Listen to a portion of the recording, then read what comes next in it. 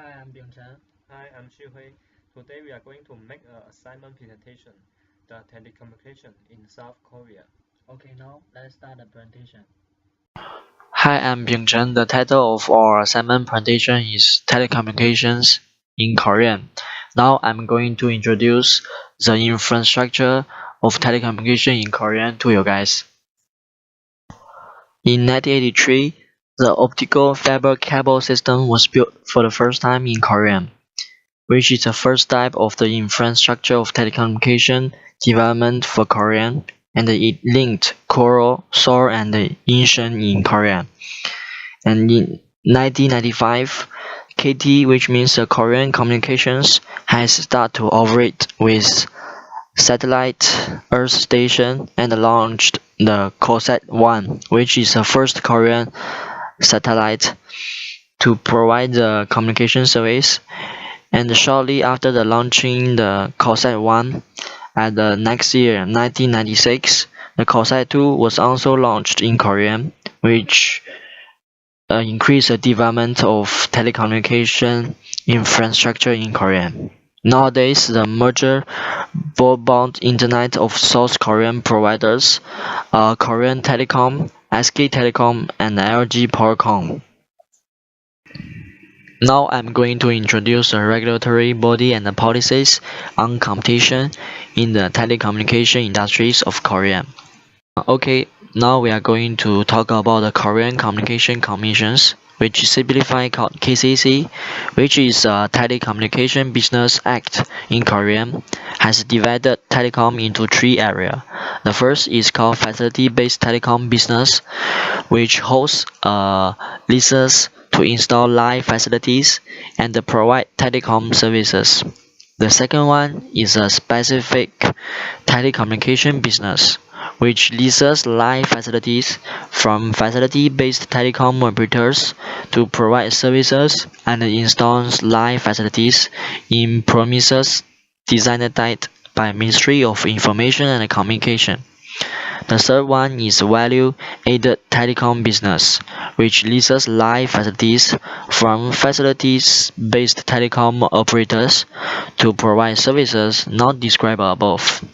At the same time, in order to develop solid competitive telecommunication market, from 1987 to 2002, the Korean government diversified and promoted the state-owned incumbent KTA, later renamed KT.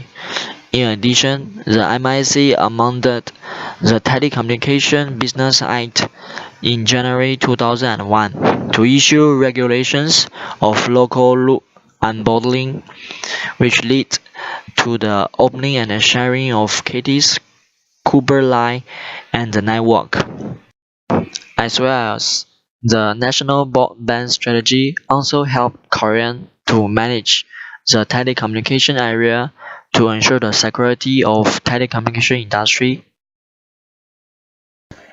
Okay, now I'm going to talk about the future planning in telecommunication area for Korea.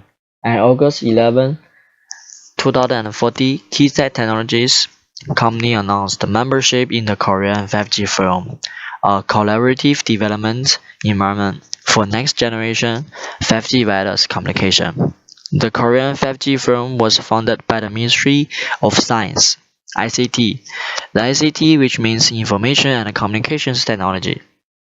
The future planning to lead the development of 5G mobile wireless communications and to commercialize 5G technology. The firm cooperates internationally on standardization research and development, and in creating an ecosystem for the next generation of wireless communications. The European Union reported that it signed an agreement with South Korea to form a partnership in the development of 5G technologies, which means some European countries will cooperate with South Korea to develop the 5G wireless communication in the future. Okay, now I will pass the presentation to Xihui to let him continue talk about the technical roadmap for Korea. Thank you, Byung-Chen. Now I will continue the presentation for you. For the technology roadmap, I will highlight some of the important points in this roadmap table. In March 1984, the South Korea Mobile Telecom was established. It provides analog cellular service using the method of AMPS. It means the Advanced Mobile Phone Service. The service only provided in a few areas. It means only a few cities and few people can access this service. In 1988, the South Korea Mobile Telecom started South Korea's first mobile phone service. The service was available in the entire nation in 3 years later, in 1991. And the second mobile service provider, Chancery, was established in 1994, and it started providing the service using the method of the CDMA.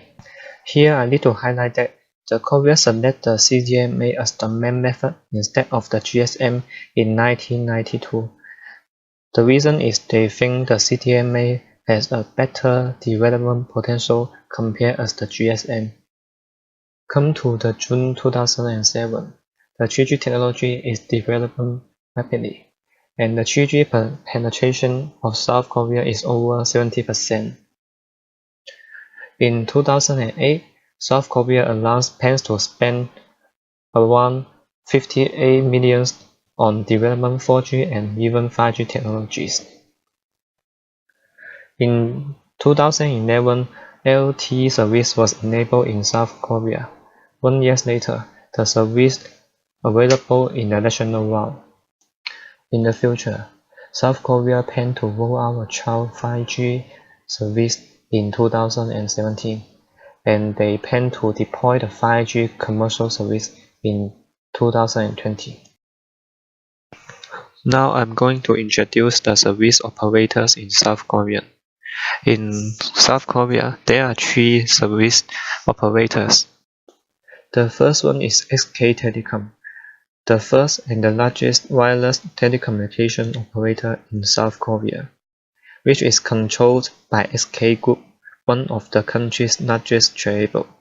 At the same time, SK Telecom is a provider of mobile service in South Korea, with the 48% of the market share of 2013. The second one is KT Vitel, was a South Korea telecommunications firm. It was merged with KT into Korea Telecom in 2009. Now, it is specializing in cellular and mobile phones. Since 1999, it has also developed extensive overseas operations. The company is credited with developing customized wingback tones. The third service operator is LG Uplus. It's a South Korea telecommunications and mobile phone operator controlled by LG Group, one of the country's largest chaebol. It was formerly known as LG Telecom. LG Telecom became one of the first companies to launch a commercial 3G service using PCX technology. In 1997, this was followed up by launching the second PCX network, offering greatly increased data transmission speeds. Now I will talk about the market sharing for the mobile telecommunication in South Korea. From the table, you can find that SKT has the largest market sharing. It's around 50 to 51%, and KTF has 31 to 32% from 2005 to 2007, and LGT has the lowest market sharing, is only around 70 to 80%. But something was changed. In 2011, LTE service was enabled in South Korea. The market share percentage started to change rapidly. From 2011 to 2013, the number of subscribers of LGT is increasing rapidly, while the number of subscribers of SKT and KTF is decreasing. The reason that is LGT spent 9 months improving their LET coverage to nationwide, which is much larger than the coverage provided by SKT and KTF. This is the advantage of LGT to do their marketing work to absorb more subscribers. The competition of the telecommunication industry of South Korea is fierce. So let's find out what are the strategies they use to stay competitive. For SKT, they are improving the LTE coverage. They closed the 2G service in the January and 2012, and they switched part of the frequency to LTE network. They established the LTE Advanced network with the twice downloading speed compared as the 4G LTE. At the same time, they provide different types of plans for people with different interests, consumption ability, and usage. For LGT, they spent 9 months improving their LET coverage. So they are the first operator to provide a nationwide LTE service coverage. And they provide a world LTE service which allows subscribers enjoy the better data and voice service. And LGT launched the LTE-A service and introduced the Galaxy S4 LTE-A, the world's first 100% LTE smart mobile phones that can utilize data, voice, and text with LTE and not fall back to CDMA. And all the hands from the LGT provide 100% LTE phones. For KTF, they closed the 2G service in the end of the 2011, and they concentrate the service of the LTE. So now they are improving the LTE coverage, and they purchase more equipment to establish their LTE network. In addition, though, KTF plans to close the 3G service by 2020 in order to encourage their subscribers subscribe the LTE service, while KTF is the first operator to close the 3G service in South Korea. In the above part, I already introduced the technology roadmap and the detailed information of the service operator in South Korea. Now I will pass the presentation to Binchen to make a conclusion for our presentation. Thank you, Xiuhui. In conclusion, South Korea is one of the leaders in the telecommunication industry of the world, where it is a learning role model for any other country. South Korea has achieved an amazing record of growth and global integration to become a high-tech industrialized economy. The development of the telecommunications industry is a main reason why South Korea has increased its GDP so fast and more rapidly than any of its neighbors, which like Japan and China.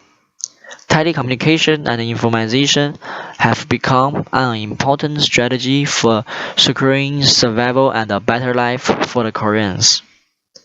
The government, business sector, and the intellectuals in the Korean society have focused on the development of information industries and the information of society as a whole, in order to strengthen national competitiveness and to prepare for newly emerging information world at a global scale. But in the meantime, there has also been an increasing concern about the digital divide brought by the information. It needs to be properly addressed in the near future.